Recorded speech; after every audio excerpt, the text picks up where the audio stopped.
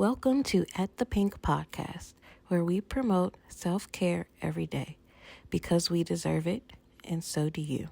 Join us every Sunday as we deep dive into ways we can all practice self-care every day.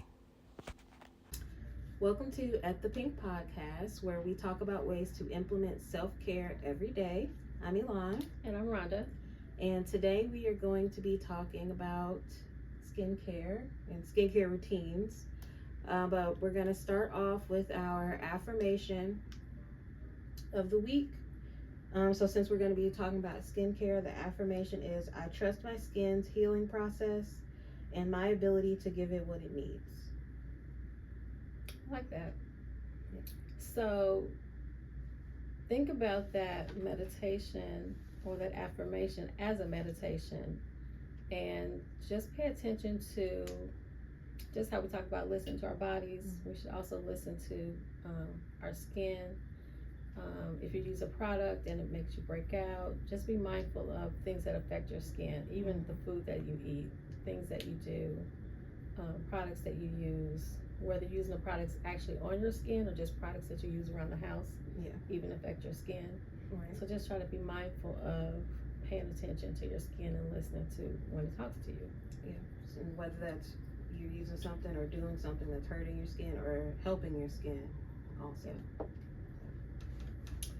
So I'm going to just go over first some fun facts about skin.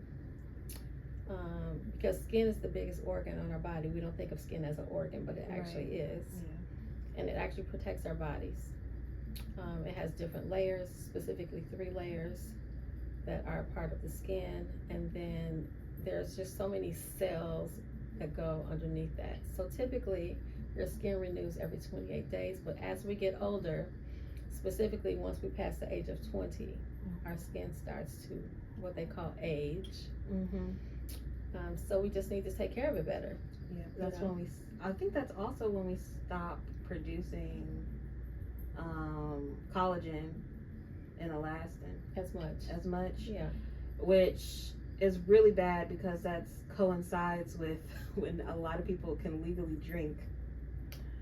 Oh, interesting. And your body is slowing down production of those things as you're entering in, and the more, alcohol is not really that great for your body in general and your skin. And so just imagine like both of those things are happening at the same time. So that's something to keep in mind.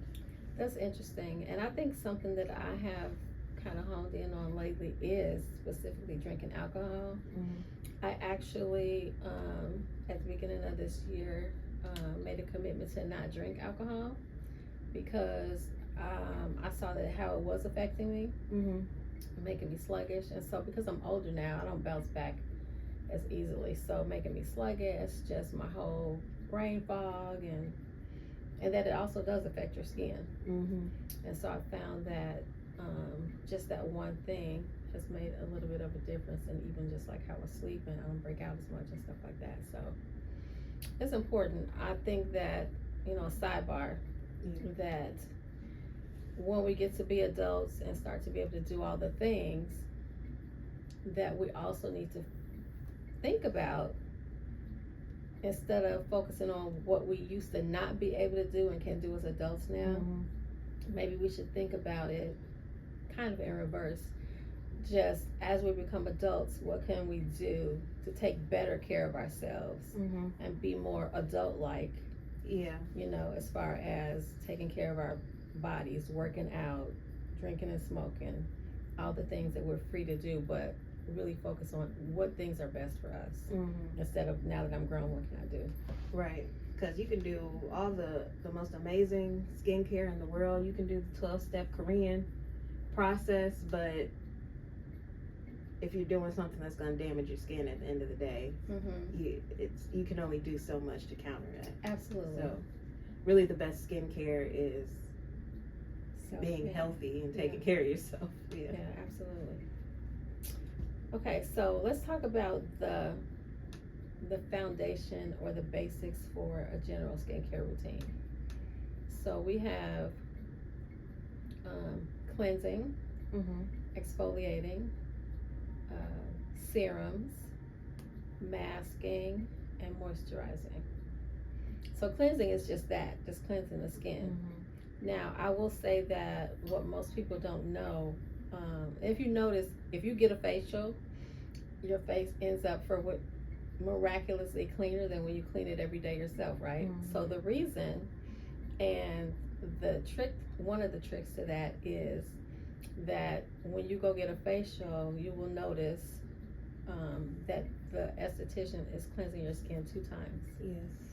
And so that it makes a big difference, because when you're cleaning that first time, it's just taking off the surface. And then if you clean the second time, it really gets deeper into the skin to go pull out more stuff. Especially if you use steam. Yes, and they do have steamers that you can use at home. So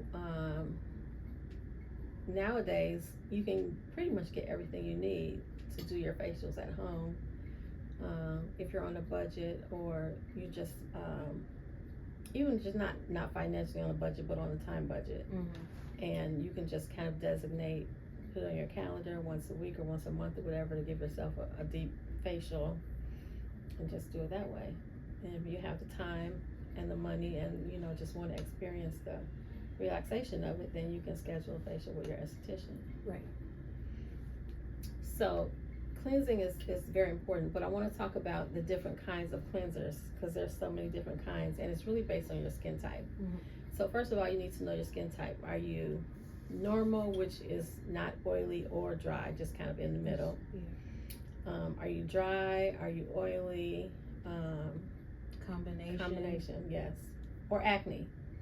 So if you have oily skin, that doesn't mean you have acne.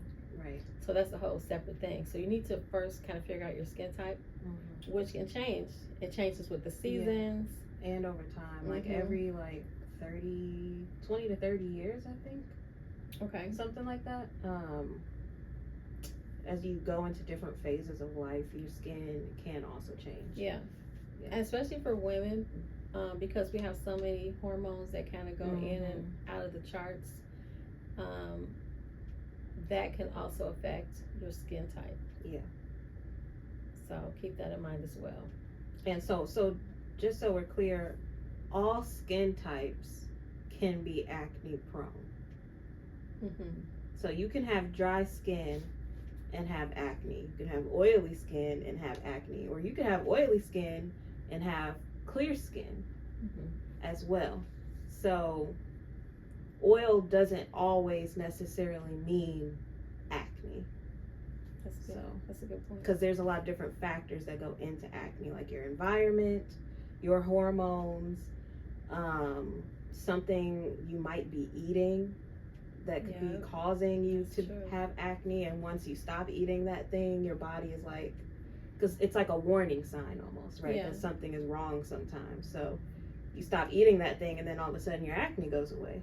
So acneic skin isn't just like fix the oil and your acne is gone type thing. There can be a lot of different factors. That's good. For That's acne. Good information. Yeah. So depending on your skin type, that's going to determine the kind of cleanser that you want to use. So there's creamy cleansers, there's gel cleansers, there's oil cleansers, and there's also water-based cleansers. Typically your water-based or oil cleansers are going to be like your makeup removers, that kind of thing. But there are also just regular, everyday water-based. What is it called? The micellar water. Micellar water. That's a water-based cleanser. And then you have, and a lot of people just use oil to clean their face, like coconut oil or grapeseed oil. Yeah. Have you ever done that? I have. I prefer coconut oil. I like that it's thicker, so I especially use coconut oil when I have makeup on. Yeah, it's a great makeup remover. It really helps break down the makeup. And so then I feel like once I get that off, it helps get the makeup off really well. So when I go in to do my cleansing with my actual cleanser, I feel like it's way better. So the other thing about going back to the skin type, also you can have different skin types on different parts of your skin, which would be the combination. So you can be like oily in here, which they call your T-zone, and you might have your breakouts here or here, or you can be dry in one area or another too. So that's the combination. So you may have to use 2 different types of cleansers. Correct. The gel cleansers are typically for like the oily, acneic. Yeah. The creamies are more for dry skin. Or mature skin. Yeah. Yeah. So yeah. But I will say that I do feel like there are a lot of gel cleansers that can be used for just like all skin type. You know what I mean? Like I feel like if you had to like choose, I would recommend somebody going with a gel cleanser. Yeah. So, you know, we use Skin Script, and that green tea gel cleanser is really, it's a really good overall for any skin type. Yeah, I love that one, and it smells really good too. Yeah. So next, after cleansing, you want to exfoliate. Right. Oh wait, I got one more thing to say about cleansing. Okay. If you are using a cleanser that has something like a specific ingredient in it, like especially like for people maybe if they're using a specific, like a glycolic, for example, if you're using like a glycolic cleanser, which is an exfoliating cleanser, you can't just like put it on your face for 30 seconds and then wipe it off and think that it's doing something for your skin. Okay. You almost have to use those like a mask. Not exactly like a mask, so but it's more like of a treatment. Like a treatment. So like if you were to get a facial, for example, we might do like the green tea cleanser as your first cleanse, just as a general cleanse. But if I'm going in with the glycolic cleanser because you need some more, exfoliation, I'm gonna work that glycolic cleanser in and let it sit on your face so that it can actually do what it's supposed to do. Like it needs time to sit on your skin for the glycolic acid to work and do what it's supposed to do. So like if you're using, sometimes it's better to just like leave it on for like a minute. 2 minutes maybe, depending on what kind of cleanser and active ingredient you're using in your cleanser. But like leave your cleanser on your face so it can actually like work. Yeah. So massage it and do what it's supposed to do. Yes, massage it in. Take your time, massage it in on your face, everywhere, neck to décolleté, and then leave it on as well for like another minute, and then wash it off. So you'll get a lot better results doing things that way. That's good. Yeah, good info. Okay, so on to exfoliation. So different types of exfoliation. There's enzymes.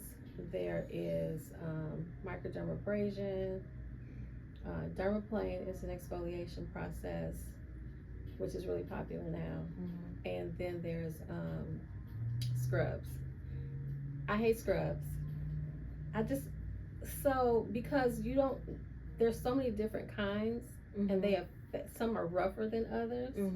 And so you don't really know what you're getting unless you're used to using one and you're an expert at that specific one. I just don't. You know what's the worst scrub ever? And I think that they still make them.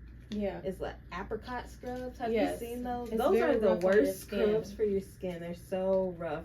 And people think it's doing something because like it hurts. Yeah. But it's damaging. But it's actually damaging your skin. It's really tearing your skin up, like putting little holes. You can't see them, but it puts little microscopic tears in your skin. So I agree that some scrubs, you don't really know what you're going to get. So you have to be very careful using scrubs on your face. Yeah. Outside of like the lips. Yeah. Because I do like a good lip scrub. But I would agree, it's hard. I think if you just want to use a physical scrub, I would recommend doing something like I would definitely recommend sugar over salt for starters, that's for sure. Salt is always rougher than sugar. But have you done a sugar scrub on your face before? I feel like I have, like a long time ago, before I really knew much about skincare. And that's a popular thing too, sugar scrubs. I feel like I use sugar scrubs from time to time on my face, but once I got into skincare more, I didn't do that anymore. I kind of stopped doing it. It's something I did when I was younger. I don't really know a lot. But I think, because it's usually really broken down into like 2 exfoliants. So you either do some kind of chemical exfoliant or a physical exfoliant, which would be like the sugar scrubs. But I think that doing something like I like chemical a lot better. So that would be like your glycolic retinol pads that you can use, or if it's like the specially formulated scrubs that they have the grit to them, but they're very, very soft. Okay. And so they don't really damage the skin. I feel like I've also used baking soda before. Really? In the past. Okay. So with water, just mix it up. Okay. Yeah, it makes like a soft little paste. Okay. To it. I have used baking soda before, and it's much softer. Okay. On the skin. There was one. Yeah, and I got pretty good results too. There was this one brand we used in school when I was in school. I think it was Dermalogica. And I can't remember what the name of it is, but they have like a very fine, gritty like exfoliant. I can't think of it right now. If I remember it, I'll like type it in or something. But yeah, so I prefer the chemical exfoliants though, like using the glycolic retinol pads from Skin Script. I think that's good. The best way to go to make sure that you don't damage your skin. Yeah, and I think what you said earlier is just a great tool too. Like especially if you're going to do it at home, getting 2 cleansers, one regular cleanser and one with some kind of product. I've seen even not just the glycolic cleansers, which I think are really good. You can get a salicylic cleanser, like if you do have acne, so you can do a regular cleanse and then use a salicylic as your exfoliator. And then also lately I've seen kojic acid cleansers. So which those products, glycolic, salicylic, and the kojic, are more chemical based. Yeah. But inside the cleanser, it does help cleanse and exfoliate the skin at the same time. So I think for home use, that would be good. A good alternative to the scrubs. And I think if you really need something, if you just feel like you need a really, really good exfoliant, like you have a lot of dead skin, maybe consider getting a brush. A nice little soft. Because then you can adjust the pressure that you use on your face.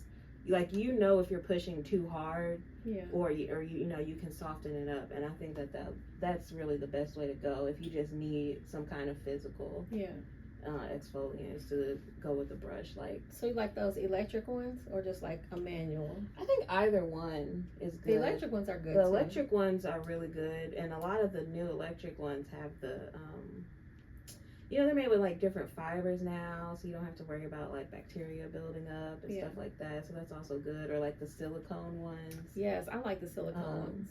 Those can be pretty good too. So. Yeah. Okay. Yeah. So, enzyme is something more that you would find at a spa. And that's a chemical exfoliation, and that's really good. It works really well with steam. So you put it on with the steam, leave it on for like 5 to 10 minutes. You just have to be really careful about the ingredients of the enzymes because some of them can be too harsh. You have to make sure it's for your skin type.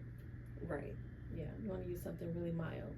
Yeah. And if you put something on and it does more than a tingle, you want to make sure that you're taking it off if it's starting to burn or whatever. Because you don't want it to burn your skin. Yeah. A tingle is okay, but if it's, or even like a warming sensation, I would say is okay for some things too. But if it's like hot, like, or it feels like it's burning, then you need to take it off of your skin immediately. Yeah, not a good match. Yeah. Because chemical burns are a real thing. Oh, yeah. They're not fun. And it takes a long time to heal with those as well. Microdermabrasion, which you can buy those, to use at home as well. But again, you need to be careful with microdermabrasion, that you're not overdoing it, that you're not doing it too hard. I would say those tools are best used at the spa with your esthetician. I think it's better to stick with a professional. Yeah. For that and for the dermaplaning also. Yeah. Have you seen the TikTok videos with the dermaplane where they put the powder on so they can see the hair and then they? What you think? I mean, I think that it is a good tool to make sure that you can see the hair. Yeah. I think that my only thing is that the blades that we use professionally are like surgical grade blades, and they're very smooth, versus a lot of times I think the ones that you buy in the store are not. Mm-hmm. And so sometimes I feel like the blades can damage your skin. Yeah. Like the ones that you can just go out and get for yourself. Yeah. Because the blades are different. So I think, I mean, you can do it at home with those blades, but I think that you get a better result and there's less risk of damaging your skin if you do that treatment with an esthetician. Yeah. So let me say this about estheticians. Yes, we all go to school, but we're not all created equal. Some people have more experience. So please make sure if you're going to an esthetician for a facial, Mm-hmm. that you're asking questions. How long have you, first of all, did you go to school? Do you have an esthetician license?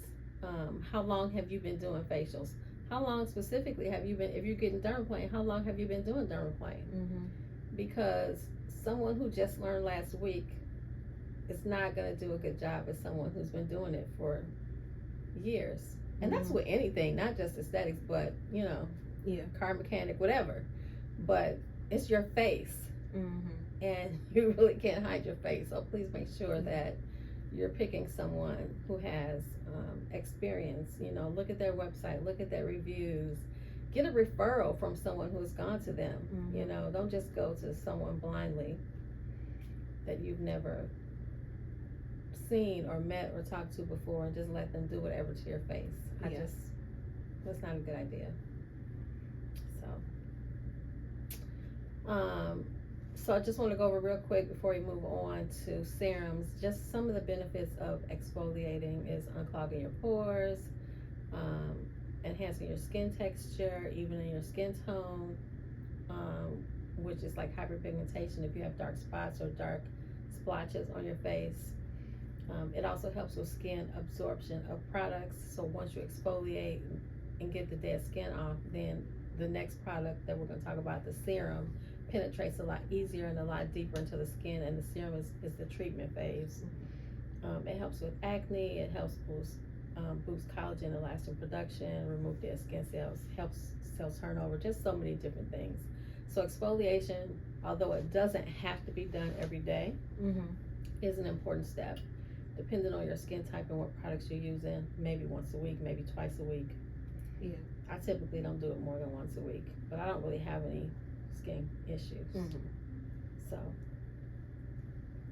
next is the serum, which is the treatment phase of the facial, and I think really important, because if you're going to use a serum or you're going to treat your skin, you got to know what you're treating. Are you treating dark spots or hyperpigmentation, or are you treating lines and wrinkles? What are you doing it for? You got to have a reason. Are you doing it for hydration? Do you have large pores and you're trying to shrink them down? You got to have a reason. So that's the first thing. And once you figure out what your reason is, if you're doing home facials, then you can research and find out what's the best serum ingredients for this. Right. And we should do a whole thing on ingredients. But find out what is the best ingredient for lines and wrinkles, or some of the top serums are vitamin C, hyaluronic acid. Yeah, those are the most popular ones, I would say. And I think that those are good serums for everybody. Yeah. Actually, that pretty much everybody could use and get some kind of benefit out of. Yeah. I agree. So when you do a serum, you want to do it after you exfoliate the skin and before your mask, because you need to remove the dead skin cells so the serum can go in deeper.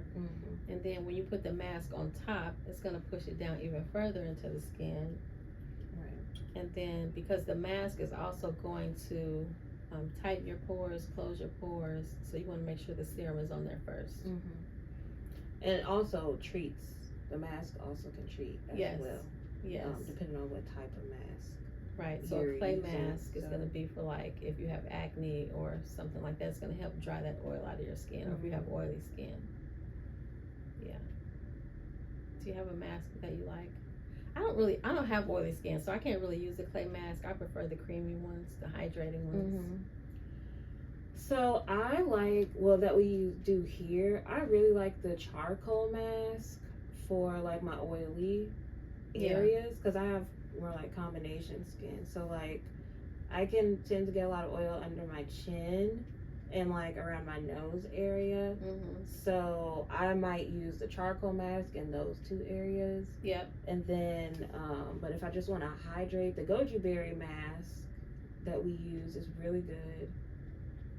But I also really like, there's like a honey mask. What is it called? It has a name. It's a skin script mask. Golden honey or something like that? I think it's the golden honey. I really love that mask too. I just feel like my skin looks so glowy and moisturized because the honey is a humectant. Is that the word I'm looking for? Yeah. Yeah, honey is a humectant, and so it actually draws in moisture. So that's a really good one too. Okay. Those are like my favorite ones. You know, I know we got some other ones, but yeah. What about you? I like the goji berry, honestly, because it's very hydrating, and my skin can get kind of dry sometimes. Yeah, that's my favorite skin script, goji berry.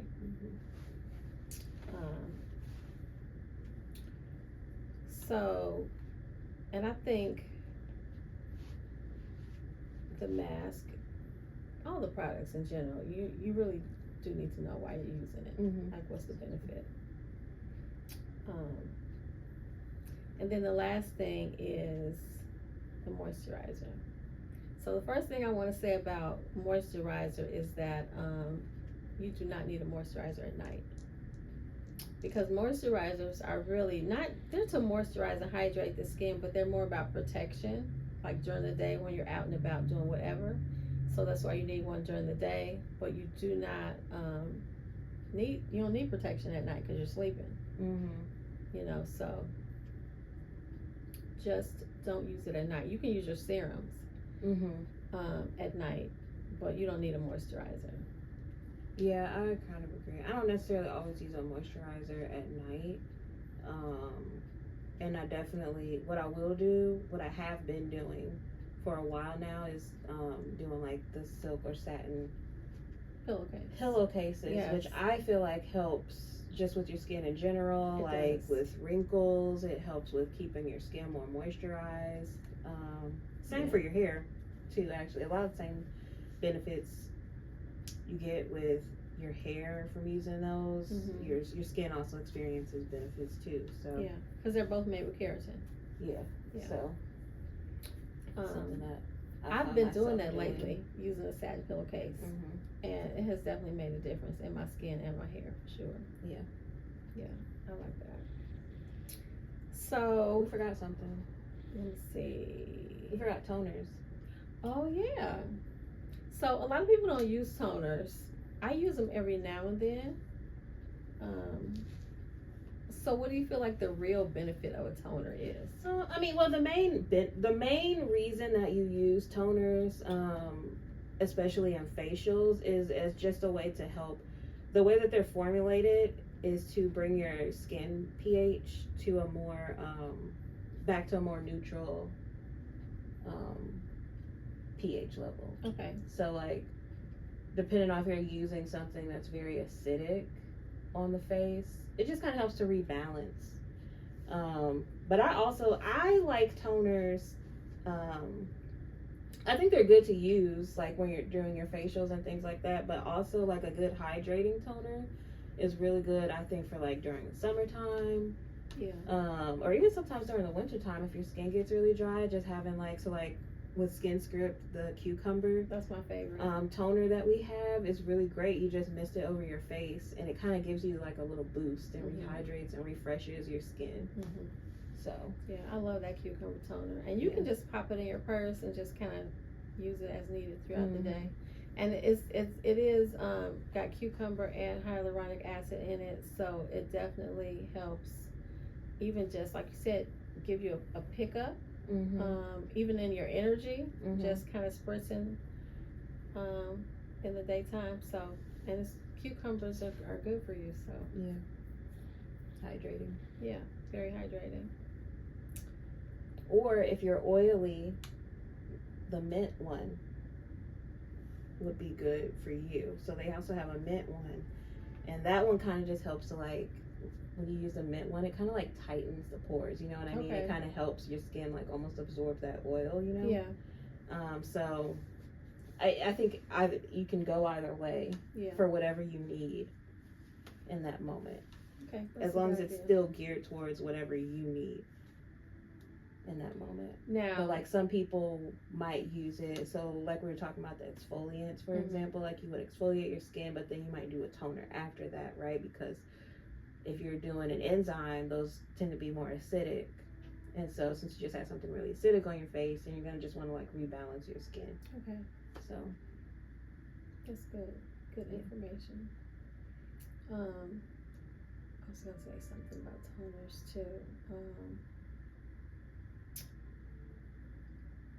I don't remember. What do you have to do with? Oh, so about balancing your skin. Oh, okay.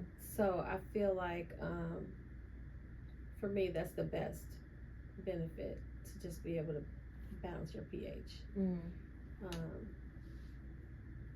So that's something that you can use in the daytime and in the evening. Like, and speaking of daytime and evening,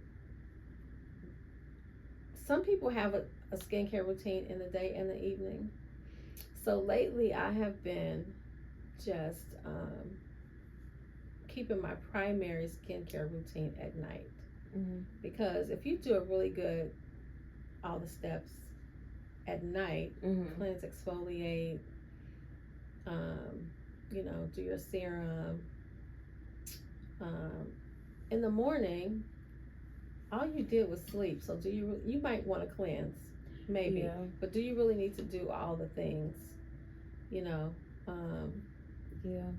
I could see that. Sometimes you don't, because if you do most of it at night, I would say the only thing is like if you're somebody who maybe like sweats a lot or something, at night, then maybe. But you're right, like if you don't need to exfoliate. You don't need to exfoliate necessarily though. So like if you're doing like the extra stuff at nighttime, you don't necessarily need to do all of those things. Maybe you just cleanse,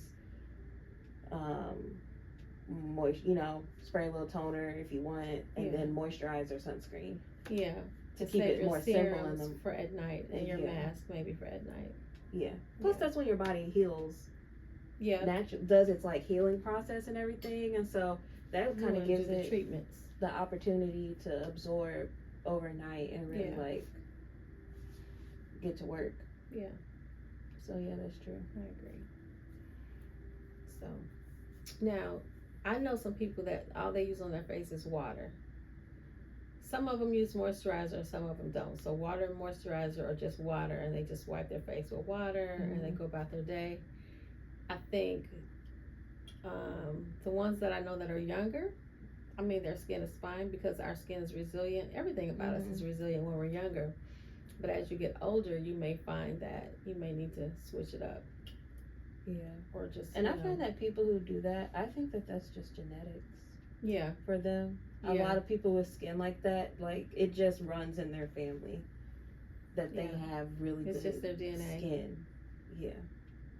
Lucky for them. Yeah, lucky them. That's for everybody else. Yeah. We need some of the extra stuff to help us reach our skincare goals. Absolutely.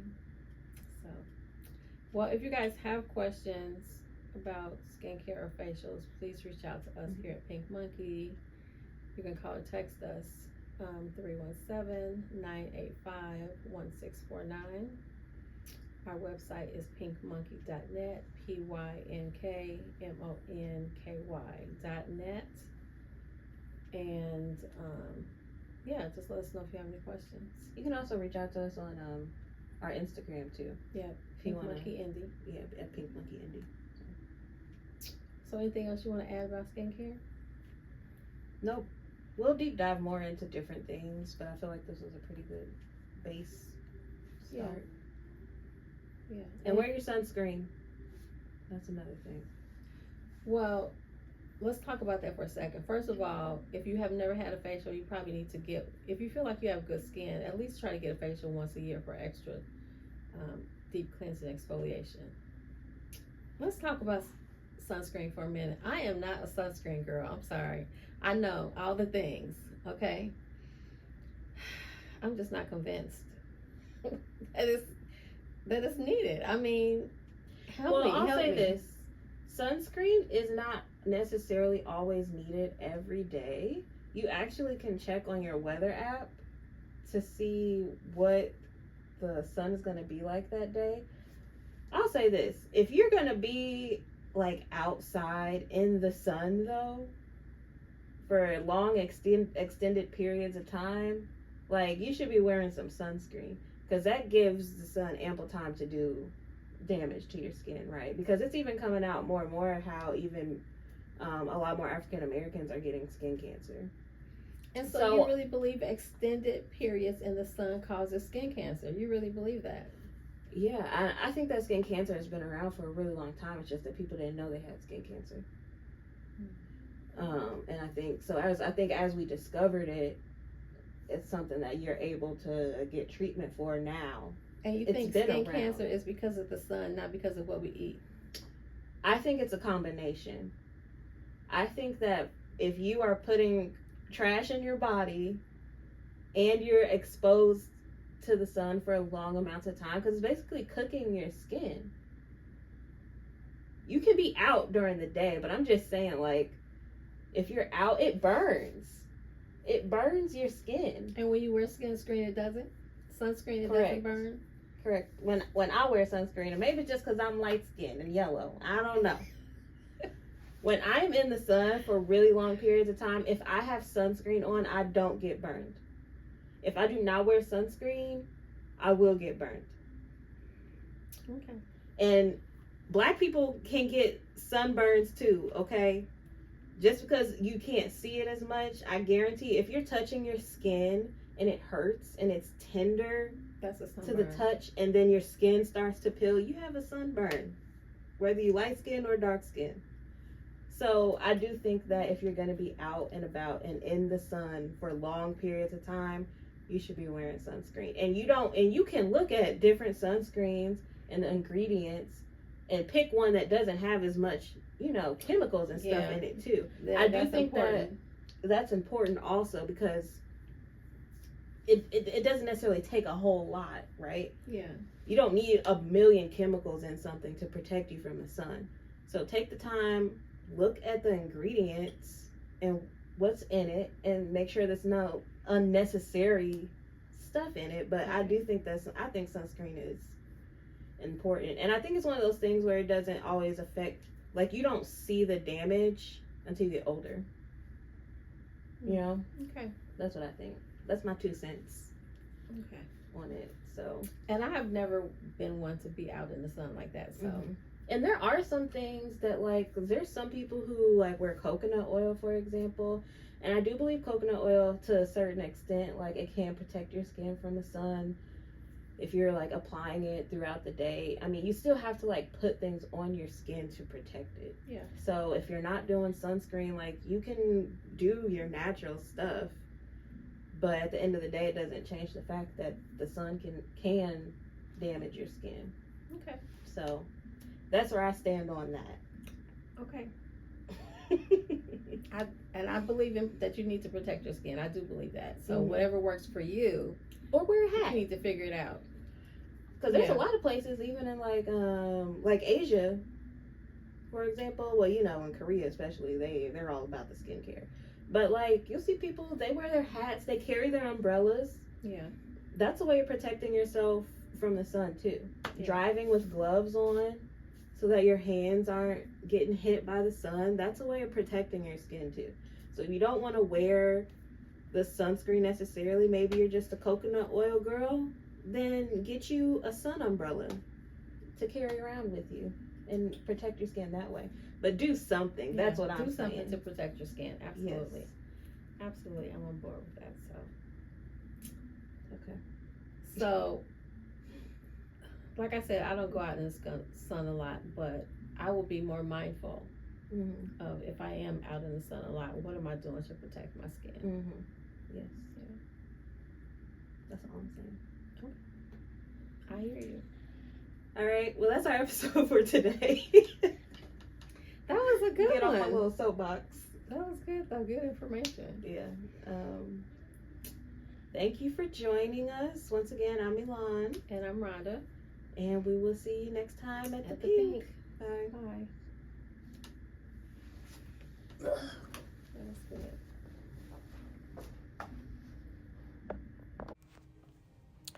Rhonda Holt started Spirit, Soul, and Body Wellness in 2006. When her daughter Elon joined the company in 2016, they changed the name to Pynk Monkey and quickly became the BIPOC family female-owned spa in Indy, specializing in waxing. Their passion for self-care is obvious when you enter the spa. You feel the love, smell the goodness, and see the amazing decor of the safe and relaxing space. You can find them on social media at Pynk Monkey Indy, on their website at pynkmonkey.net, and their YouTube channel at Pynk Monkey TV. You can also call or text 317-985-1649.